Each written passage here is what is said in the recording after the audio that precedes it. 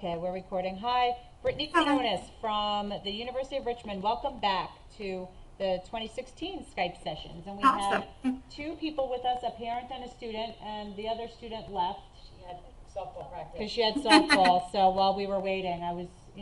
So I'm going to let you talk to them since they've been very patiently waiting. Awesome. Okay, so my name, as she said, is Brittany Quinones, and I am an admission counselor here at the University of Richmond. Now, I kind of like to get started by kind of knowing if you guys have been here before, kind of what level you're at right now in your search. So I think I can hear you. Have you been to campus before? What do you know about Richmond so far? I have been to campus. I Oh. went over April break and I visited and I loved it. It was beautiful. And yeah, I thought it was really beautiful and I learned about a lot about the traditions and I took a campus tour. Cool, great. So that's kind of our standard visit here at the University of Richmond. I always like to kind of start with the opportunities that you have to come visit our campus. Now, of course, from Southampton and Long Island, we're about 8 to, depending on where you guys are, about 9 hours away of a drive. Nice. So you can either decide to drive down here. Another option that you have, you can take the train.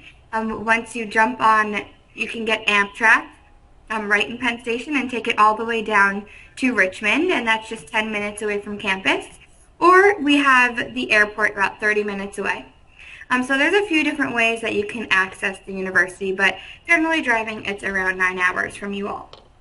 So just to give everyone a perspective of where we are. So you might have heard some of these things that I'm going to say, but hopefully it's a little bit of a different, framework. Brittany, the My daughter parent had to go to softball Sure. practice, so we haven't been, but we're Okay, like great. to come in the fall. So this is all new to me. Okay, great. So basically, to start from the very beginning, Richmond is a small private liberal arts school.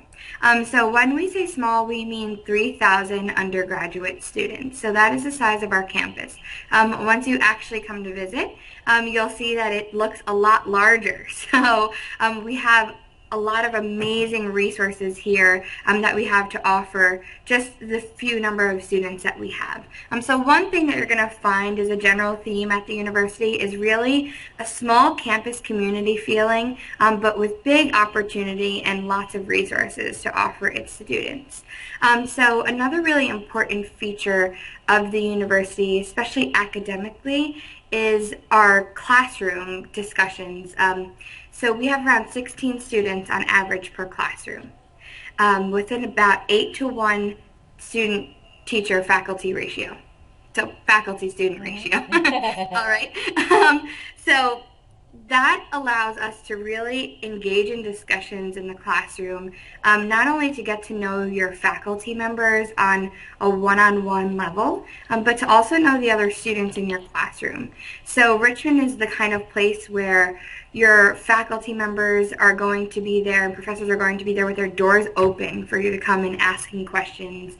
And really delving into the information on a more one-on-one level. So they're going to know your name, they're going to know where you're from, and more information about you. So as people might say, we're not just a number here. You can kind of feel those connections being built throughout classes and the different things that people are involved with on campus. So within academics as well, we have somewhat an interesting structure here at the university.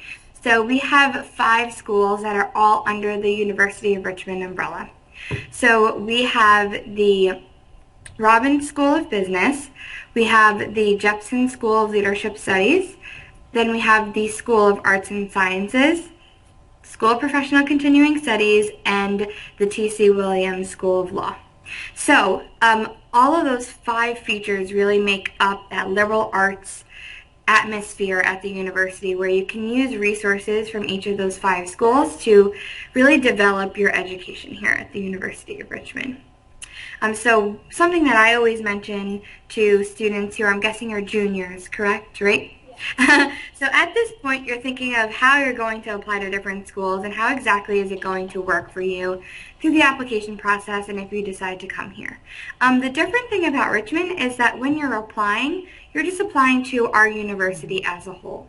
So you fill out our one application, and that will admit you to the School of Arts and Sciences. So everyone is coming in on the same playing field, really having that flexibility to be able to take, whether you know exactly what you're interested in, you can start taking some classes in those areas, or you can kind of explore and take classes to fulfill the general education requirements that we have and get to figure out what you might want to do. So basically that goes to say everyone comes in undeclared to the university for about that first year and a half. And then students declare their major during the beginning of their second semesters, their sophomore year. So that's kind of how it works in terms of declaring. Once you declare, every person gets an advisor, of course, right? So you can opt to keep that advisor, or once you declare a major, you can switch and choose another advisor that is specific to that major. So there's a lot of support in those areas from day one, where you're getting the right knowledge and advice to move on during your time here at the University of Richmond. So that's how it works that first year. Do you guys have questions, anything else on academics and how things work with that? I'm sure you're going to go over this, but what are the general education requirements for all? Sure. Okay. So there are about 8 or 9 courses. I don't know which specific number it is, but around there. So there's history, there's performing arts, there's social sciences, hard sciences. So it's really the gamut of what we offer here at the University of Richmond. What is unique is that it's not a History 101 class. It is, for example, one of the classes is, African American related. Another one is focusing on South America. There's different themes that you can go within those general education requirements. So it really allows you that even if, it's just a general education requirement, to kind of focus on something that you're more interested in. So there's 9 of those. I thought, I'm an alum of the University of Richmond, so I graduated in 2013. I really liked the way Richmond structures it, so you don't have to complete all of your general education units by that first year. You can actually spread them along however you want throughout the 4 years that you're here. So that allowed me to kind of get a feel of things that I already knew I wanted, have some perhaps easier lower level courses throughout my time here. Once you move on through the years, the course load gets heavier, of course, so it's nice to have one fun class, a lower level class where you're engaging your brain in a different way. So that's kind of how I personally structured it, but you can really create your own structure once you're here and which classes you want to take, and how quickly you want to get through a major versus spreading it out through all 4 years. So offers a lot, like I said earlier, flexibility in that area. Another class that we will have within that first year, really the only one that you have to get done, is the first year seminar. So that some schools may have similar courses. I see you nodding your head, so you've probably heard of something like this, but it's a critical thinking, reading, and writing course. So to get everyone, because everyone is coming from different high schools, different backgrounds, we want to make sure that everyone's on the same level to be able to critically think, read, and write on the Richmond level and expectations that professors will have for you here.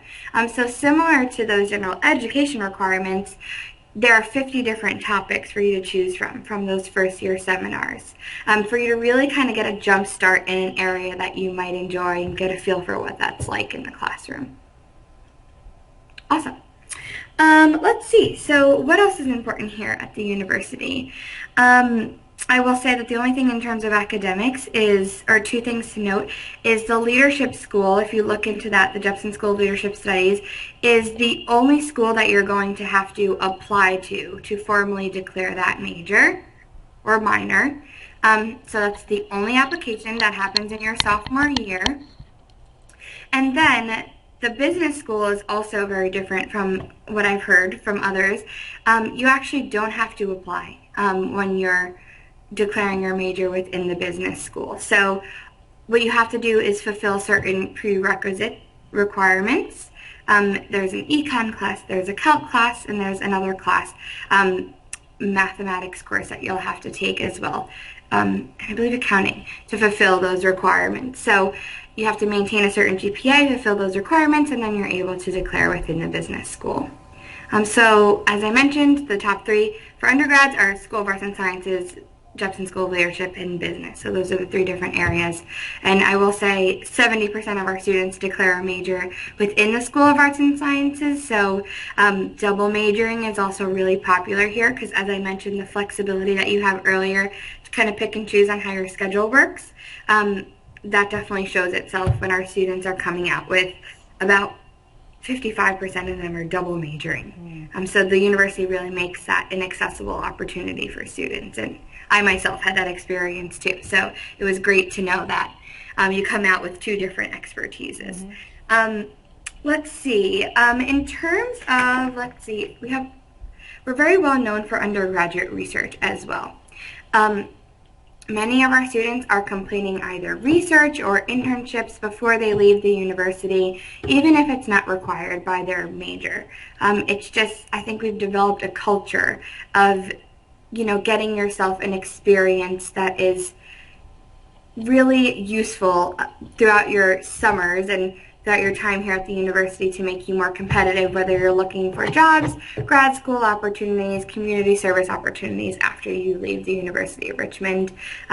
We see that through the experiences that our students have had in research and internship experiences. It's really led them to getting those opportunities and the outcomes that happen after students have graduated from here. And with the cool numbers that I can tell you, about 94% of our students are employed within 6 months of graduation. So kind of throughout the theme here is that students are getting a lot of experiences to put them in those positions to get those opportunities. The other thing that I will mention is a program that is called the Richmond Guarantee. So the University of Richmond just announced this program about 1.5 years ago, so it's still very new. But since so many of our students were doing research and having these different experiences, the university wanted to provide a way to fund that experience for students so they wouldn't have to really worry about costs or expenses over the summer. So with the Richmond Guarantee, students are now promised one experience, a summer experience, where they're given funding for up to $4,000 to get that dream internship or dream research experience. So you kind of have that $4,000 in your back pocket throughout your time here. You can utilize it as early as the summer after your freshman year, or you can use it right before going into your senior year. So you decide what that experience is, and then the university provides that funding for you to take on that experience. So it can be used towards housing, even groceries, travel. It's in a stipend form, so it's equivalent to about $10 an hour over the course of 10 weeks. So it's a very hefty summer experience. That is amazing that you have funding for that. At this point, we're pretty sure we're one of the only ones who's offering that to such a wide amount of students with pretty much, we have of course limitations, but we're pretty liberal right now with what we're allowing students to do. There of course is a process to apply, but every student is promised at least one of those. So that's a really new and amazing opportunity for all the students who are incoming to the university. Let's see, what else? In terms of non-academic things, of course, right? Everything is a part of the university, and of course, that's part of what built my experience here and really led me to a career in admission. But we have tons of clubs and activities here. So in such a small campus, we have about 150 student organizations on campus. And of course, there can be everything you can imagine. But what I would say about our students is that they are extremely active here at the university. So if you're looking for a place where you can be challenged academically, but also still have a very active life outside of the classroom, then that's the exact opportunity that University of Richmond is going to offer you. We're also very lucky, as I mentioned, kind of how far we are in our location. We're the capital. So we have a lot of history here. It's really, I felt, a cultural hub and has grown over the last 6 years that I've been here, where we have festivals every weekend going on. We have a French Film Festival, so there's international populations coming from all over the world to really experience the culture of Richmond. We have a bacon festival, watermelon festival, almost everything you can imagine here in terms of kind of a cultural city. On top of that, we have about 900 different restaurants for you to choose from. So you can go to a different restaurant for about a year and a half, I believe, and never repeat. So it really provides a lot of opportunities, and it's just 15 minutes away from our campus. So it is extremely accessible. You can have a car on campus, so your first year, which a lot of students, especially from Long Island, love that, right? But we also have shuttles that are running back and forth into the city to the different popular areas around campus. So our students have been very, very involved in a lot of those things over the last few years. We also have, I know your daughter went to softball practice, so she might be interested in sports and different athletic things, but we are a Division I school, so we're pretty small for a Division I university, but we have those options if you want to do that. We also have club sports, which is another very popular option, about 30 different club sports. We have IM sports, and we have a beautiful recreation and wellness center where, of course, every student gets a free membership to that as well. Go ahead. Equestrian, we do have an equestrian team, and I always suggest that students who are interested in that, we have a lot of obviously online resources where they can contact the coach directly. So I've had a number of students, especially from our area, right, and Westchester, very interested in that. So you can contact the coach directly. And if you need help, I'm always here as a resource to kind of connect everyone and get those conversations started. Because of course it's, you know, here in admissions, we have one process, and athletics and recruitment in that area might have a different process. So we kind of work together with those. Let's see, another thing that comes up is study abroad. Lots of students are interested in that. So about 60% of our students study abroad over the course of their time here. So typically, most students are going the fall semester of their junior year, so they are semester-long experiences.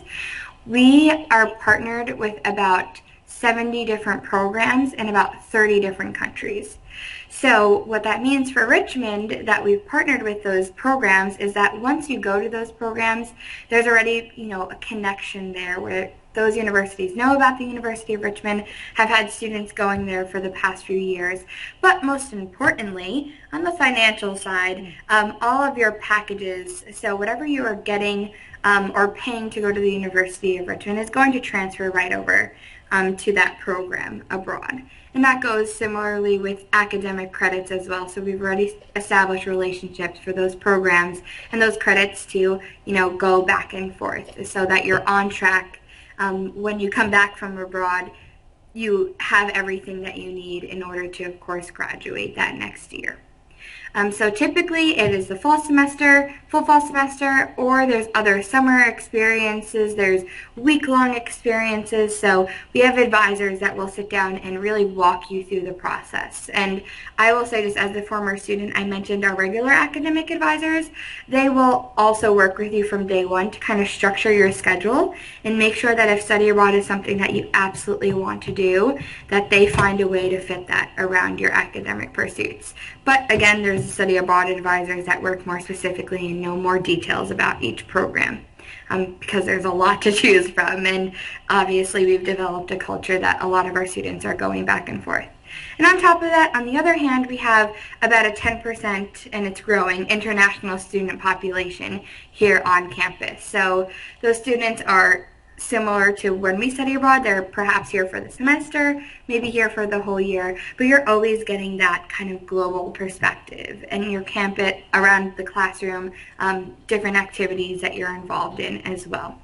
So it's nice to see that kind of diversity again within such a small private school. Our students also come from about 45 different states and about 70 different countries. So again, a lot of things that you can see there numerically providing that wealth of experience across the board. Let's see, I mentioned the City of Richmond, so another unique thing that we have is we have a Center for Civic Engagement. So if community service is something that is on the top of your list, it's called the Bonner Center, B-O-N-N-E-R, Bonner Center for Civic Engagement, and they will link you up with partnerships that we have around the City of Richmond for you to do community service on a weekly, monthly, whatever you prefer. That kind of basis. So they will set up transportation for you, find the right partnership for you to continue doing the work that you've already enjoyed doing throughout high school. So that's another unique opportunity. They also have a scholarship, and I can go into a little bit of financial aid next too. They have scholarships through the Bonner Center where you can actually receive a stipend for doing about 10 hours of community service a week, and they have a whole program that surrounds this scholarship. So it's a very, very interesting opportunity that you apply to once you have enrolled into the University of Richmond. I don't want to skip out on scholarships and financial aid, so I will mention some quick things that are most important. In terms of scholarships, of course you're going to hear tons of different deadlines. I'll actually move back and mention our deadlines first, but we have different plans for you to apply, right? So we have early decision. As of right now, that deadline is November 15th, and of course that means that you're 100% committed to the University of Richmond. You will absolutely go here if we extend an offer to you. So that is our early decision plan. November 15th is the deadline for that. It is the same application, Common App, and do all the things that you would regularly do to apply, but you just have that additional contract signed by the guidance counselor, parents, and student, right? So that's one option. The next option is, of course, our regular decision option. So that deadline is January 15th. However, one huge caveat, we have a December 1st deadline for our merit-based scholarships. So our two primary merit-based scholarships we have are Richmond Scholars, and then we also have Presidential Scholars. So all you have to do to be considered for these scholarships is apply by the December 1st deadline. So it's, again, just with that regular common application. The only additional thing you'll find is we have a supplement essay for all applicants. So that's the Richmond question, and you'll have a few different prompts. Those will come out at the end of, probably a little bit earlier than the end of the summer. But throughout the summer, we will release the few different prompts for our supplemental question. So that's the only additional thing every applicant will need to do. But as long as everyone gets their applications in by December 1st, you can automatically be considered for all the scholarships. I will mention that the Richmond Scholarship is full tuition. It can range up to full tuition, room and board, and that is given out to about 45 incoming students every year. And then Presidential Scholars are 1/3 of tuition. So that can range all the way up. If tuition ever increases, that will also increase as well. So those are our main two merit-based scholarships, but that is all you need to do to be considered for them. And then, of course, there's different steps after, semifinalist rounds, finalist rounds after that, but that's your number one thing to remember about scholarships. In terms of financial aid, the things to note is that we are a need-blind school. So what that means is that, of course, when we're reading our application, we have essentially no idea about how much your family income is once we're admitting you. So that's need blind. And then on the other hand, we're also we meet 100% of demonstrated need. So that means that we're meeting up to 100% of what any family needs to send their student to college. So with need blind and 100% of demonstrated need, having both of those things, only about 1% of schools in the country have those two features working together in the admission process. So it's really unique, but with that we're allowed to provide around 67% of our students are receiving financial aid, whether it's that merit-based or need-based aid. So we're really unique in that aspect. We were actually about a year ago, we were featured on a Today Show for top financial aid programs. So a lot of different opportunities in that area as well. I will say on the parent end, we require the FAFSA and the CSS profile, which is an additional thing, of course, to get more information about income as well. What about any questions on your end at this point? You saw the housing. What is the housing? Housing. Okay, great. So we're a very residential campus as well. So about 87% of our students live on campus throughout all the 4 years at the university. We have some amazing opportunities as you go on throughout your time here. It really ranges from community style that first year all the way up to suite style and apartment style that we have right on campus. As I mentioned earlier, the reason why we're residential is because there's a lot to do here on campus. So it's very nice to live here and have easy access to all of these things. I would say the other small percentage that doesn't live on campus wants to live within the city of Richmond. So there's some key areas that students are living. And once you learn more about Richmond, you'll hear the popular locations where students are living off campus as well. Both places are great. I will say I lived on campus all 4 years as well, and I absolutely loved it that way. I will mention a quick thing. We also have a coordinate college system. So I'm not sure if you guys have heard of this yet, but as you mentioned, you might have come to visit campus and heard a little bit about our history and some traditions that we have. So originally we were founded in 1830 as a Virginia Baptist Seminary for men. So from about 1830 to about 1970, basically both of our schools were separated. In 1914, we developed the first school for women. So that was West Hampton College for women in 1914. So as I mentioned, until about 1970, we were men on one side of the lake. We have a huge lake in the middle of campus. So we're men on one side of the lake, women on the other side of the lake. Classes were separated. We had different systems. So now everything is completely coeducational. So men and women take classes together. We go to all activities and events together. But there are certain traditions and history that we have to really celebrate our cultures and traditions here at the university. So we have separate deans for men and women, separate judicial councils.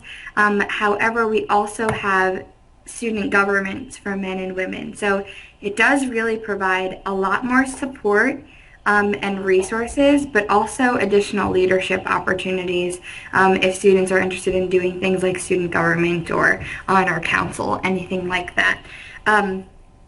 The reason why that's important to your housing question is because that first year that you're here on campus, women will live with all women in the first year dorm, and men will live with men in that first year dorm.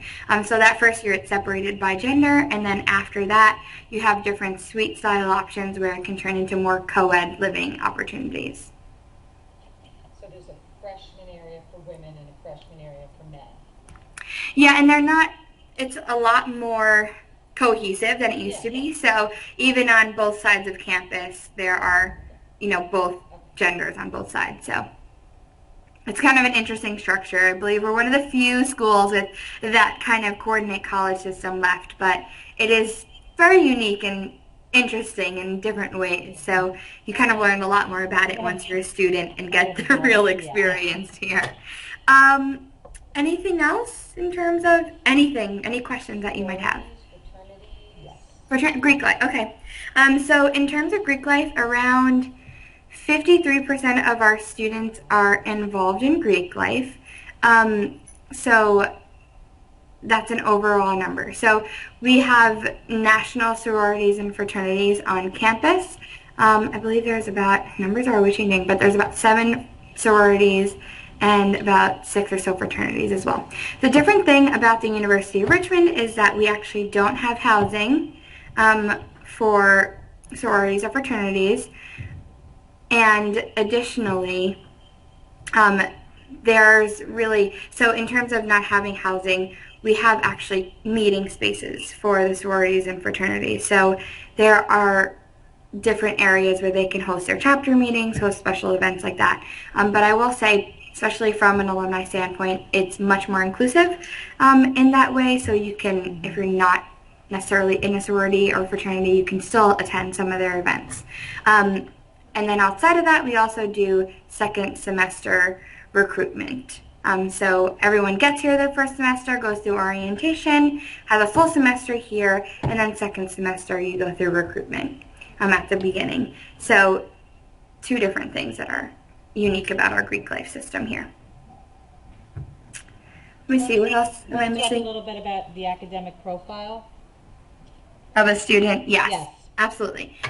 So this year we just finished one cycle, so we're still kind of securing our numbers up, but I have last year's profile as well. So what we're seeing in terms of a GPA is around a 3.6 to a 3.9. When I say GPA, we recalculate everyone's GPA and put it on a 4.0 scale. So we take your 5 core courses, English, science, history, math, and a foreign language, and we take those and we recalculate that GPA. Of course, within that, we're also looking at the APs, IBs, whatever classes that you took, advanced classes that you took. So we're also calculating those as well. So of course, with that, we want to see that you've taken really, not the maximum, but you really challenge yourself over the course of your time at whichever school and whatever your school requires or has for you to take. Right. So we're looking to see some kind of challenge within your curriculum over the course of the 4 years. After GPA, we'll also look at test scores, of course. So we will accept the ACT and or the SAT. And within that, we are seeing around an SAT for the 2 parts around a 1350 to a 1470. So we always give a middle 50% range, right? And then on the ACT, it's between a 30 to a 33. Let's see, what else do we have? What else am I forgetting in terms of profile? Those are the basic numbers, right? Of course, outside of things that are important for us, especially because we're a holistic process, so we are reading everything that you send us within your application. So that means recommendations. So of course, 1 is required, but we have a magical number of around 3 that we would suggest for you to send us. So that could be, of course, one from your guidance counselor, another teacher in an area of interest. If you have a coach, a community service leader, any kind of advisor can also serve as a recommendation. So about 3 total. After that, essays are extremely important. So I spoke a little bit about our Richmond question. And on top of that, of course, your Common App essay. So we are looking really closely at those, of course, to see that you have the right writing skills and, of course, can critically think and write well, of course. Right, so that's definitely important to us here at the university within the application. And extracurricular involvement. So seeing what you've done over the course of your time at high school. Have you been in one organization for all 4 years? Have you spread your time across different organizations? Have you had any leadership, research, any competitions, really anything can count as an extracurricular activity. And some students often forget that work counts as an extracurricular activity. So really being all-inclusive of all the things that I mentioned and considering those all in your application. So all parts are just as important as the other. Did I miss anything? No, I don't think so. Yeah, you are the one who reads for Long Island, is that correct? Yes, exactly. So our office is split up by territory manager, so I cover Long Island, Westchester, basically all of New York, except for the city. So I will read your application first, but there's always a committee process. So about 2 or 3 of us will read your application, and then we will all go into committee and discuss those applications and admit people. Any questions? No, yeah, that really covers a lot of things. Yeah.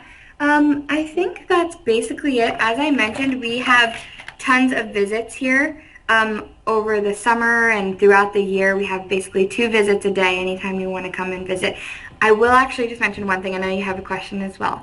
At this point, the University of Richmond does not look at demonstrated interest. Okay. So right now it does not matter if you come to campus once, twice, 3 times, or never. Okay.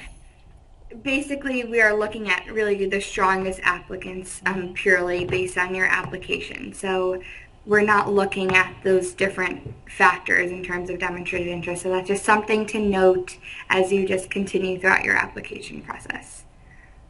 What was your question? What is the percentage of males compared to the percentage of females attending Richmond? Sure, that's a great question. And we're actually pretty close there. We're about 52% female overall. And then Yeah, that's 40%. pretty balanced. Yeah. Doesn't get much more balanced than that. Basically.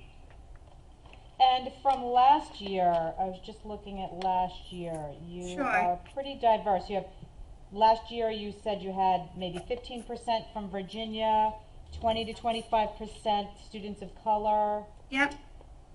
So we're always, we're around about those numbers. Of course, they're going to change every year. So I believe we've gone up a little bit to around 28% students of color. We're around somewhere usually between 15 and 17% Virginia. We do have, you'll find students will feel like we're a little bit heavier in Northeast population. So if you have New York, Connecticut, Pennsylvania, you'll find students from your area, but you'll also find students from, like I mentioned earlier, all around the world. So I believe 1 in 4 are native English speakers as well, or native another language other than English. So it's very interesting to see the different types of diversity that you can get in a small community. What is the tuition? The tuition. Okay, great question. Our total tuition, also changing, but it's around, all-inclusive, everything included, it's around 58 or 59,000 right now. The total cost of attendance. Total cost, yes. Anything else? Do you see anything else, Kim, from last year? No, I think you did a really great job of covering it. I think, the tuition is always a mind blower, but do keep in mind that they are need blind and it's 100% of demonstrated needs. So exactly. It's certainly not a reason to not consider Richmond because it is such a high price tag. Sure. So, I just think that, it is staggering when you hear that. Exactly, and I totally agree with you, Kim, because you never know the package you can get until you get it at the time that we admit you. So of course there is net price calculator online on our financial aid website where you can have that estimate around what you might pay to go to the University of Richmond. So that's a great resource, but our financial aid office is also wonderful. So if you call them and say, you want to get a little bit more information about any of the things that we have to offer, they will walk with you through that process as well. And make sure you get your application in by that December 1st deadline. Yeah. And then the financial aid deadline comes a little bit after that. But for parents, you need to get your tax returns done usually a little bit earlier than normal. So.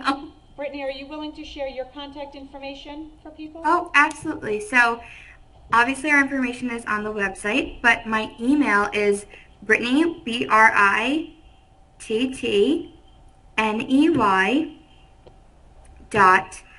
QUINONES @richmond.edu. And that's probably the best way to contact me, to be honest, as of course we're traveling and in tons of meetings, so the phone can be difficult, but you can find all of our information online as well. Thank you. Great. Thank you so much, Brittany. Absolutely. I hope to see the video later. Yes, much better this year. I'm in my office this time, so usually we have better connection. Okay, awesome. Thank you so much, and Nice thank you for to your meet you guys. persistence in making it happen. Bye. Okay, thanks. Bye-bye.